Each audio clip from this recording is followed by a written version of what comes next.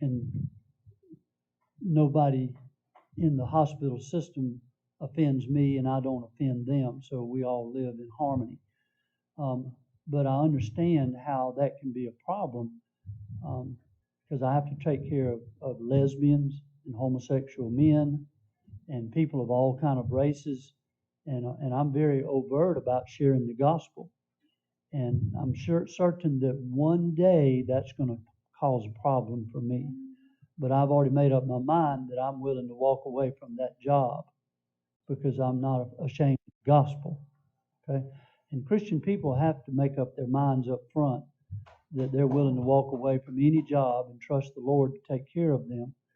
And, you know, you and I cannot be afraid of the consequences of who we are as Christian people.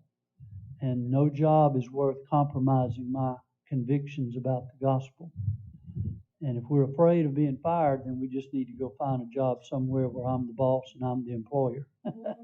You know.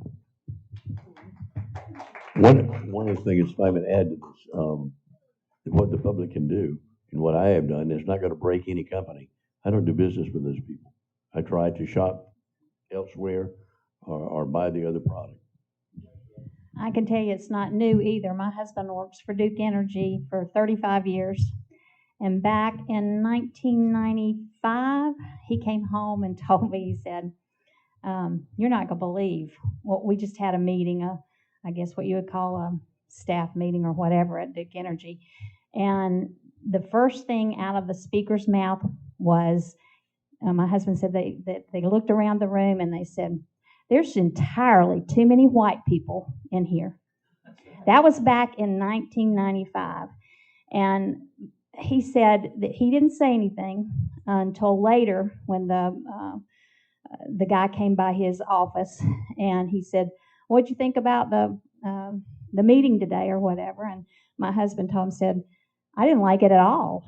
He said, you're trying to shame all these people and we had no bearing on who's being hired. You should be talking to management that hired these people. You're trying to shame us for something we had no control over. And to me, that's what this CRT is about too. They're trying to shame, and it's been around for a long time. It's just that it was in the workforce to begin with, and now they're bringing it all the way down. And with our legislations deciding to do 3 and 4 year olds, that's where it's going to go down to, right from the beginning. And I wanted to share one more thing right quick with people, because as a teacher, I remember this so well. One of our assistants at my school's daughter had just started kindergarten. And when she came home, she kept talking about a little boy named Marquise. And my assistant said she just knew from the name, you know, and that you can say that's racist or whatever, but she said, I had a feeling this child must be black. And she said, so I asked her one day, I said, is Marquise black? And she said, her daughter said, I don't know, I'll check tomorrow. I mean, children, that's how children are. And they can say that your child is already a racist, but it's not true. It is not true. If they're a racist, it's because somebody has made them that way. They are not born racist.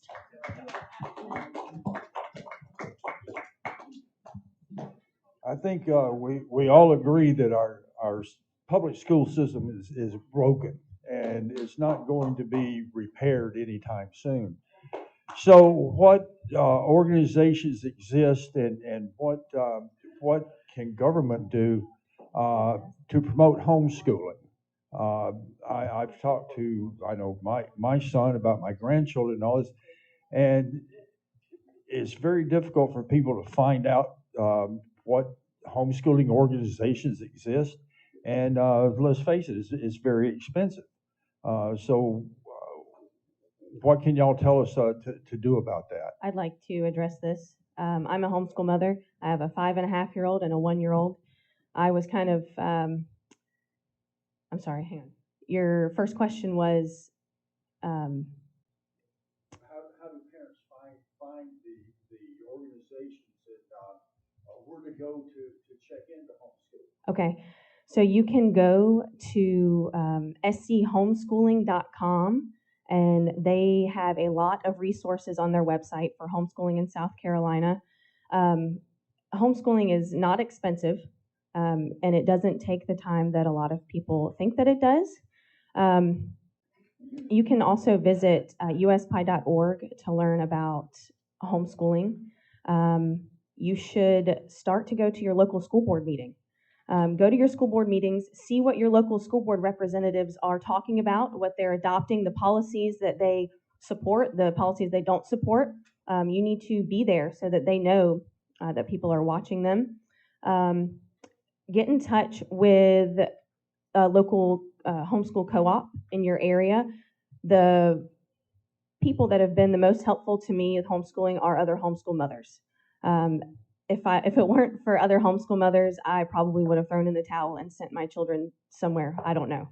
But you need that support. Parents need this support because a lot of them feel hopeless. They don't know what to do. They've been thrown in this situation. They see how bad it is, but they're out working. They're raising their children. They're making money. They need help. They need support. And we need government to support families and not the other way around. Another question right here. I was Oh, are we out I of was time? going to add to Are we out of her answer to that, if you don't mind. I'm on the board for South Carolina Association of Independent Homeschools, and our membership went up by 60% this year, partly because of the pandemic and partly because of parents' dismay over what's going on in the public school. And I would just encourage you to talk to your children and grandchildren about homeschooling. It's an option whose day has come. Okay, I think we had a question here.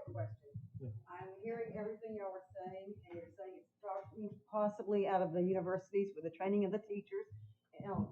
It's starting possibly through the universities and the training of the teachers. And you're saying 1995, okay, we know that the Agenda 21's developed out of the Rio de Janeiro in 1992. So is there a specific organization or some kind of situation that's following all of this and as a sounding board to go to these universities and say, this is an alternative that we want to see used in the teaching profession, or any kind of some kind of central point, an alternate that's going to give a different perspective than what these people that had designed our society going forward since 1992. Is there anything right now that's established that's going to represent the alternative approach to our society? Is there anything right now that can go to the universities and say, we ask that this be accepted as far as another approach to teaching our teachers? Is there anything like that right now? Do you mind if I answer the question? Okay, good. There's an organization called the National Association of Scholars, and it's actually one of the links in the guide that April was referring to that you can find on the uspie.org website. So they have a map that shows by state the civics legislation happening in your state. They have a civics commission that they recently started, and they have alternative civic standards to the critical race theory. Next, I believe, here in the back, yep, in the blue shirt. I firmly believe that critical race theory is just another log on fire to destroy the nuclear family. And that's the goal. We're fighting communism. And I believe government's not the answer, because we send people up there to represent us, and once they get there, they represent the lobbyists. So, I mean, we can't get a common sense bill like Save Our Women's Sports Act, where you have to be a biological female to play on a middle or a high school team in supposedly a deep red conservative South Carolina State House. So what we have to do is inform as many people as we know and get candidates that will run and will not be bought off by the lobbyists, and then stand up there and be conservatives and do what we sent them there to do, and not to, once they get there, give us a song and dance on why they can't do anything. You know, we'll never pass the constitutional muster. But they have no problem like raising our taxes $1 billion, you know, adding that to the budget. But it's education, of the masses. People are ignorant. People have to know what the hell is going on. And government is not our solution. It's the people of the United States of America is our solution. And they got to wake up, because there's a lot of people sitting on their hands doing nothing and just complaining to their wife or their husband. And meanwhile, that's the extent of their fight. And I'm sorry, it's not a question, but that's the way I feel about it. And it's terrible. Molly Spearman is not seeking reelection, so we need someone to get in there as a state superintendent of education that knows the problems. Yep. You're right. Well, it's what you said, sir, is the real thing that you hit the nail on the head. Was it's up to the people. We want to. We hope that the people that we have elected will handle things. But folks, it's up to us, and it's up to you as far as your local school board. You have got to go to the local school board and demand these things. In my personal opinion, the only thing that's going to fix this right now is that we have to ask our local school boards. Maybe the legislators can mandate this as well. I don't know. But teachers should be able to, I know as a teacher, I was asked, my principal, I had to turn in my lesson plans a week ahead of time to my principal for him to have. I don't know that all schools are doing that. That was when I taught in North Carolina. But this should be, with technology today, a teacher should be able to put her lesson plans online for a parent to go look and see what's coming up this next week. And they should be able to have the option to opt out. If that teacher's going to read this book, I as a parent, I should say, no, you're going to have to assign a different assignment for my child. I don't want my child, taking part in that. And that's the only way. I mean, there's going to be some parents that don't care, don't go to the website, don't look at it, but there are enough parents that do. And the second thing, like I mentioned earlier, is we have to get the State Department of Education to keep data on how many complaints they've had about some type of indoctrination that the parent. Those two things I think will help tremendously with more transparency as to what's going on. Next question. This question is for Dr. Thompson. Knowing that CRT is being taught now down at elementary ages, what do you see as the long-term implications upon our children? Psychological, mental, emotional, spiritual, whatever part you want to discuss. But from what I'm seeing psychologically, if this is not stopped, what's going to happen? What do you think will happen? Bottom line, a huge increase in youth suicide. And yep, that's it. I mean, an increase in anxiety, which will result in depression. And those are the foundational bases for kids who get suicidal ideations. Also increase in alcohol and drug use as coping mechanisms. So if they're not killing themselves, they're medicating themselves. And that is massive nationwide in your neighborhood, my neighborhood. And I subscribe to the Hippocratic Oath, and which I think schools should, which is above all else, first do no harm. And so with any type of curriculum or law, that needs to be the first thing that parents and lawmakers look at. Is this going to harm my kid emotionally? Is this going to harm my kid spiritually? Is it going to harm my kid intellectually? So I think an adherence to the Hippocratic Oath is a good foundation to start with. Next question. Much of this is being funded by grants. My question is, where are these grants coming from? I'm assuming most of them are federal grants, and perhaps this is for the senator. What can we do through our state legislatures to block this? I think one of the greatest tools we have is the power of the purse. how can we shut the purse to stop this from happening? And is there something legislative that we can do to prevent this money from flowing? It'd have to be legislation, obviously, to stop that. And Janelle said that they just change the words sometimes and do it anyway. One of the hooks on those grants is that, let's see, I think if I remember correctly, Johnson & Johnson was one of them that had a particular grant for some program. And they may fund 100% of that grant in the first 3 years. And then it goes away, or they reduce the amount, and then it goes away. And then you're stuck with it, paying for it, that additional money from the district.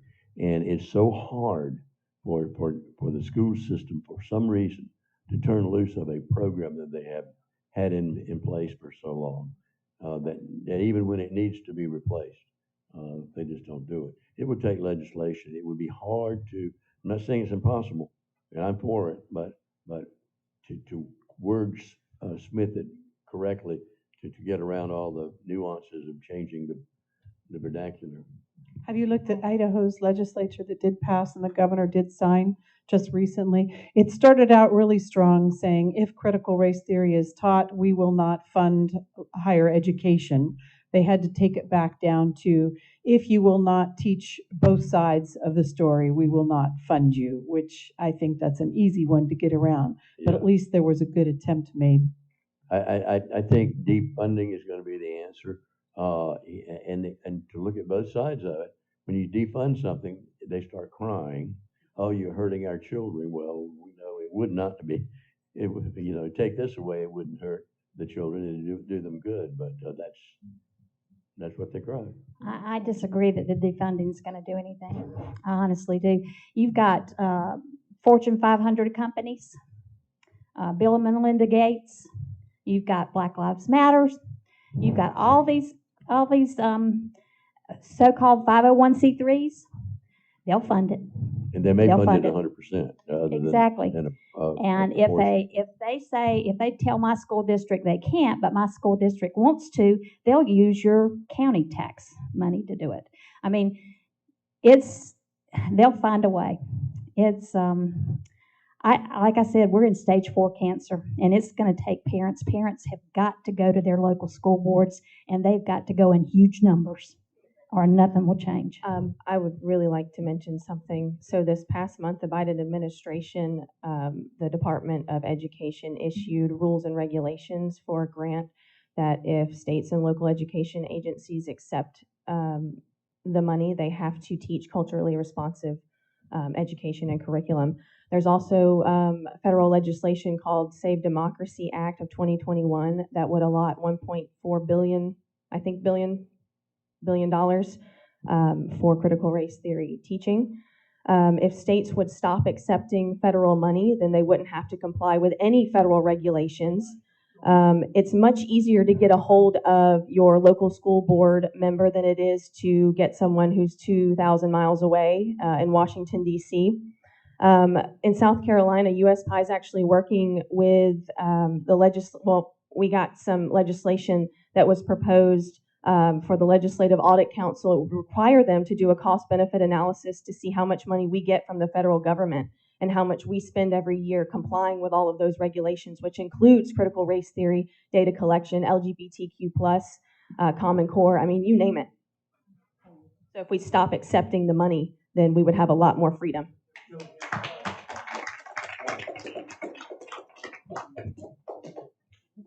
We have mentioned a couple of times about the way they rebrand and rename things and how they bring it back in another thing.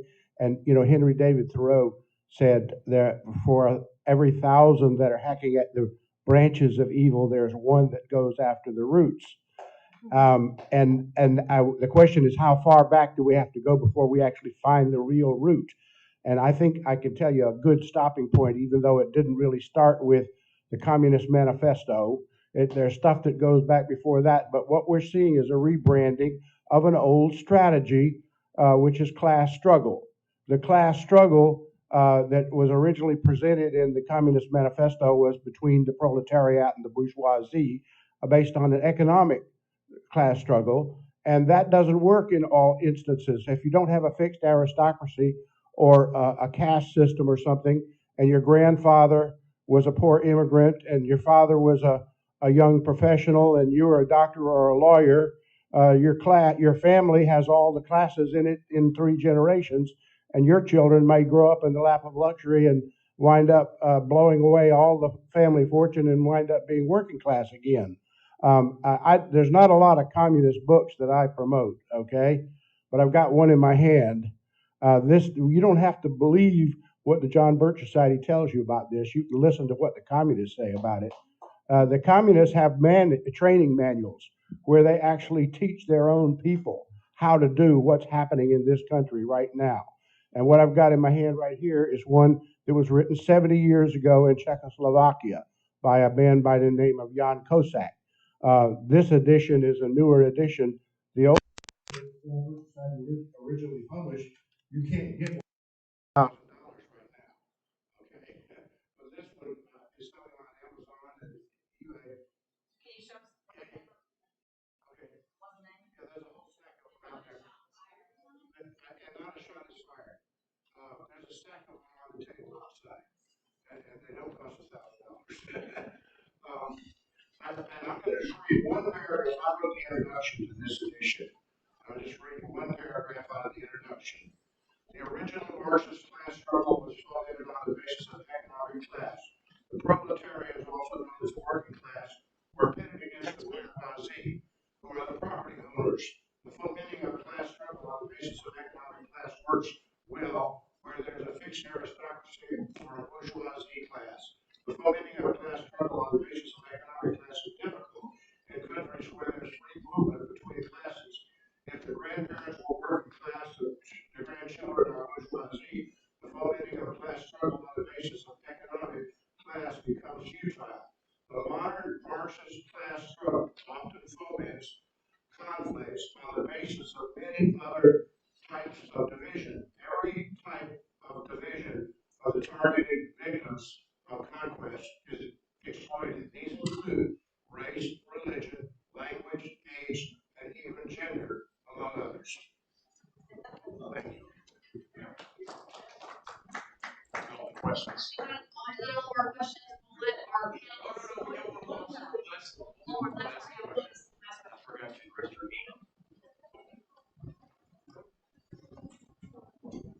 So, I think this question was just trying to get confirmation as far as the transparency in curriculums before the school year begins. So I grew up in the South Bronx, I'm Latina, and my mother chose to put me in a Catholic school. Before the school year would begin, she had to approve the curriculum. So that's not happening here in South Carolina. And also, how do we reach the minority? They're the ones that are being targeted, language barriers, and they're using race to capture them emotionally. So that's a huge barrier everywhere that I go.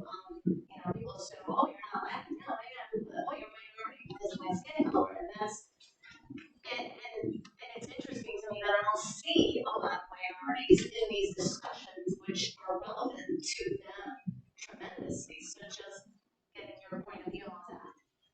If I could just say real quick about the improving of the curriculum. The parents having to approve the curriculum is 100% exactly how it should be. Here, when I call, I don't have a child in the public school system, and I call and ask about the curriculum. They don't give me any information.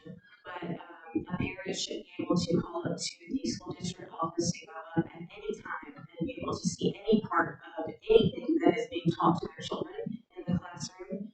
I know that parents have had pushback for that. I know that there is is it? Never mind, I'm taking homeschool. But there are, I think the Thomas More Law Center, they represent pro bono some families who have issues in the public school system. They will help. And about the language barrier,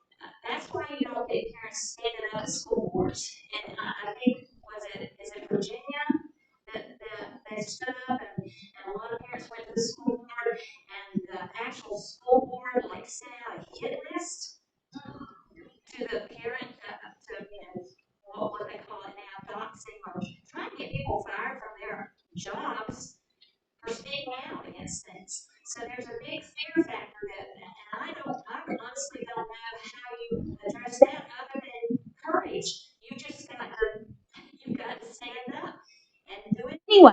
And if you lose your job, so be it. But you've got to stand up. Teachers need to be standing up. I was appalled at South Carolina for Ed because when they demanded what they demanded, they didn't even address the standards. All they wanted was more money, more free time to be able to, do their lesson plans. But nothing was said about changing what they're having to teach. They are mandated to follow those standards. But none of them are complaining about anything that they're telling them to teach. Now that, to me, was appalling that they didn't even mention that in their demands. That told me that their focus is not on the child. And that's frightening, to tell you the truth.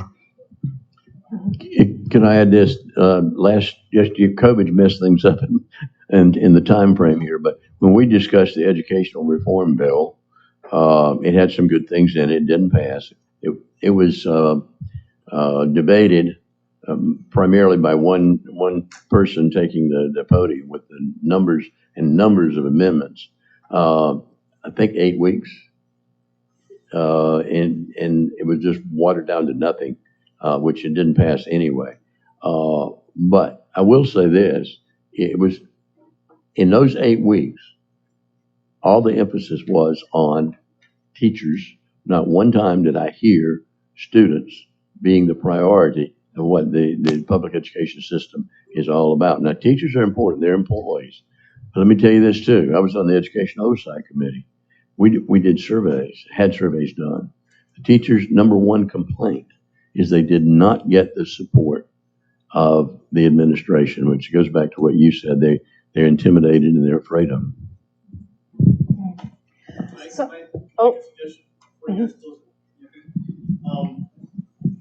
my family and I are missionaries, and we're also homeschoolers too.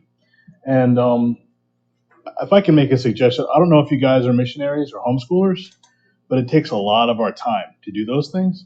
But if you're not, maybe if you're trying to figure out a way to reach the kids so that they're not bent the wrong way too far.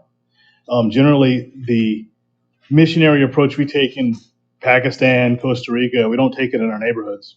We don't take it at our schools. But if we could consider maybe going to the school and not go in there, with a big cross on our chest trying to preach the gospel to kids. The atheists are there having after-school programs now with cartoon books for the kids to teach them about Satanism, What if we were there doing an after-school program, just kind of like teaching them about Americanism and the real founding of the country and the real philosophy of our founders? I just thought you were once wondering what a solution was. I don't have a solution. I'm just thinking it may be a possibility. So. I think we're going to wrap it, or you want to do? We're going to wrap it up. Okay. And unless you have is it not a statement, a question, right? Okay.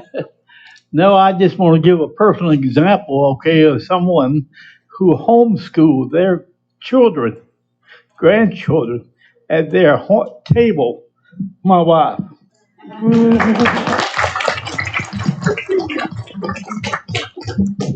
Leading by example is important. Let's go ahead and close with the We'll go ahead and close. I'm going to, if you would like to have an opportunity to make closing remarks, you don't have to. I know you've answered a lot and we've taken up a lot of our panelists' time, but if you'd like to make a closing remark, let's try to keep it under 2 minutes. But if you'd like to do that, please feel free to do that. April, would you like to? All right, we'll just start on that end and we'll work our way this way. I just want to start by addressing the education reform bill that Senator Loftus mentioned. That was last year, almost 2 years ago now. And there were so many horrible things in that education bill that I don't even know where to begin. Over the last, 100 years, especially in the last 60 years, ever since the inception of the Department of Education, there has been government program after government program that has failed. Our children, I say half of children in South Carolina cannot read on grade level. We are deliberately dumbing down the youth. Now we're indoctrinating them to be opposed to their familial values. They are coming home telling, a young child will come home and tell their parents that she thinks she's a boy. At that point, don't let it get to that point. I have a friend who, in Richland County, there was an instance where there were first graders, and the first grade teacher gave the children an assignment to pretend that they were a slave, and they had to write a couple of paragraphs about what their daily life looked like as a slave. I can go on and on of examples, but this has been going on for a very long time, and United States Parents Involved in Education, we've been around, we started at the state level, now we're a national organization because we saw the problems. There were leaders from all kinds of states who were going to their state legislators, and their state legislators were saying, there's nothing we can do, our hands are tied because of the federal government. So they banded together, we're fighting the federal government, and as I mentioned earlier, you know that that's where a lot of this is coming down from, is the federal government. And I actually have a whole hour-long presentation I can do on the history of education in America. So if you want to know more, you can send me an email at afu@uspie.org. Thank you, April. Some years back, a man came into my office who had moved from Alaska to South Carolina. This man was a lifelong gambler.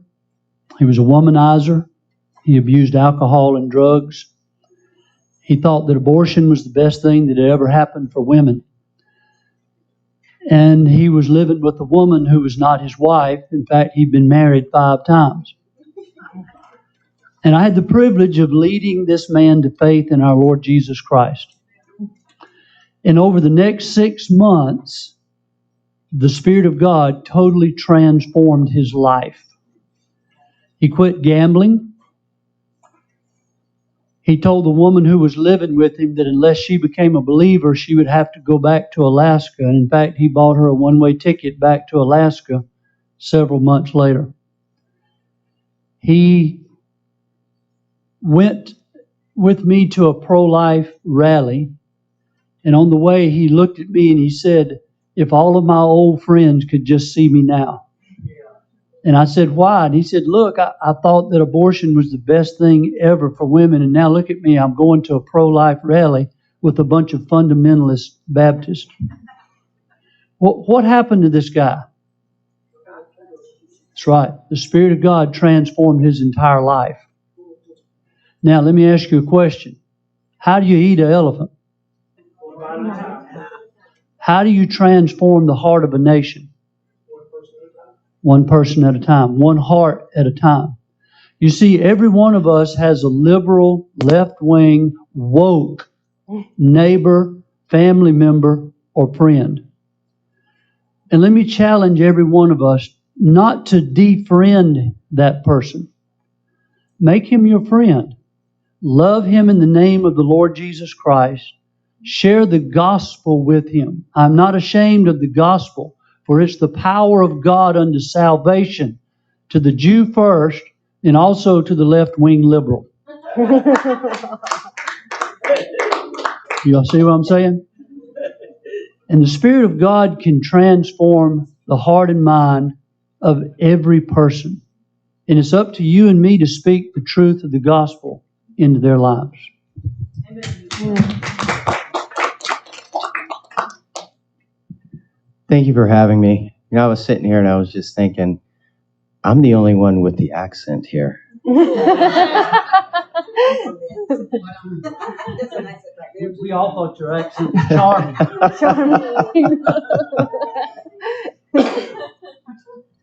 I just want to leave with our clinic's motto, and if you have a pen, you should write this down. It's short.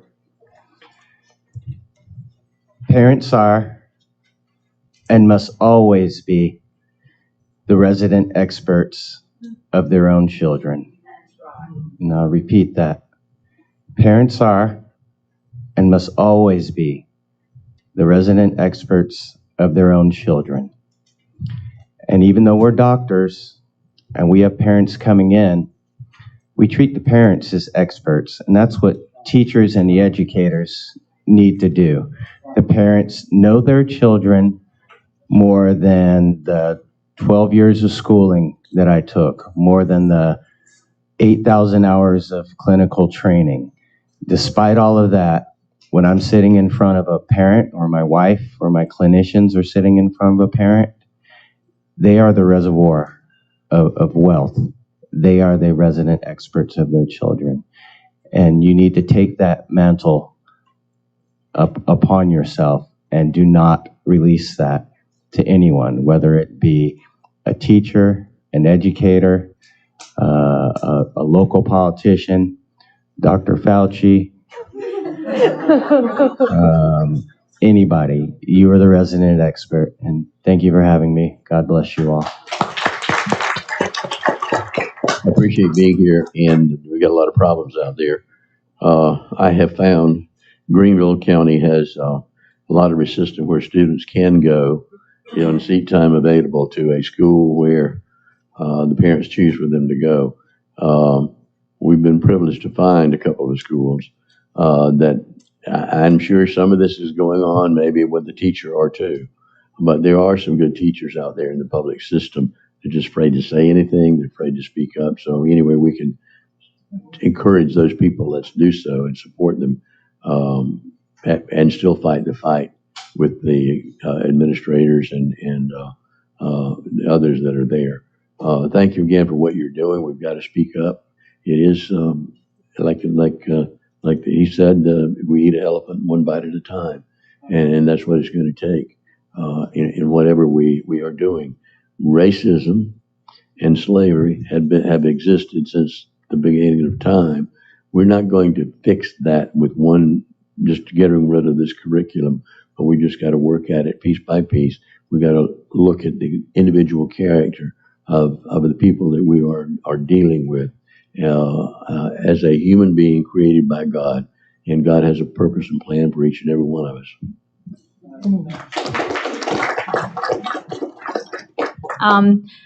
I want you to know how hesitant I was to even take on this situation because, and I think I told maybe Evan or Sherry, either one, that I didn't feel as qualified as most of these people because I'm just a teacher. But after talking with them, I understood. I do give that perspective of being a teacher. I may just have a master's degree. I'm not a psychologist. I'm not a legislator. I'm not a preacher. But I feel like that God wanted me here. My husband didn't want me to come. He doesn't like me to travel far away, and he doesn't, especially with all that's going on right now. And so I told him that I felt like God was leading me here because I needed to say what needed to be said. And as a teacher, as my perspective as to what's going on and how we can best try to solve what's going on. And I'm going to reiterate, my first option is pull your kids out because I don't think there's going to be a quick fix. And I, like I said, I never thought I would ever say that being a public school teacher. And yes, we do have great teachers. There are some great teachers, no doubt about it. But as time moves on, we're getting more coming out of the University of South Carolina, out of Clemson, who, if you go to their website and type in critical race theory, they are teaching it to these new teachers who are going to bring it into the classroom. Like I said, this is on parents. We've got to mobilize parents to go to the local school board and get this cancer taken care of as best we can. And the only way to do that is you've got to, as a parent, you've got to demand what that teacher is going to be teaching the upcoming week with your child. Thank you.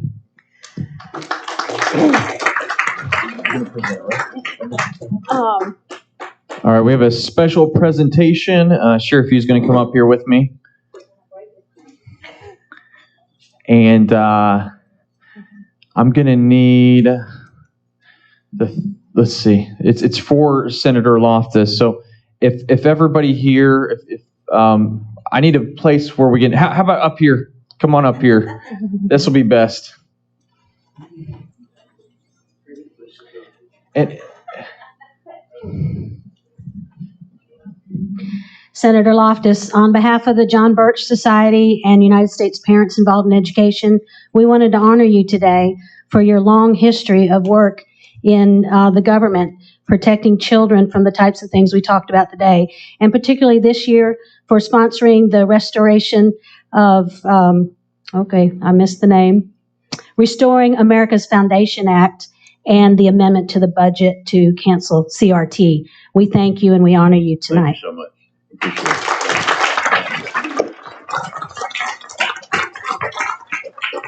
Appreciate it. Right in there. Yeah, I know. I did the same thing. I get it.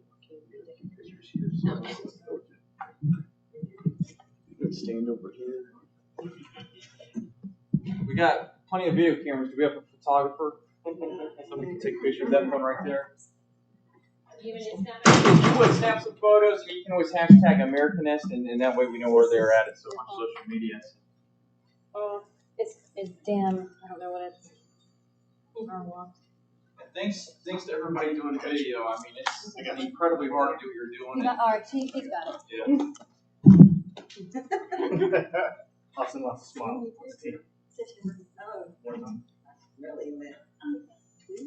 No. Just look straight over here. Perfect. Thank you. And nobody has a mask on.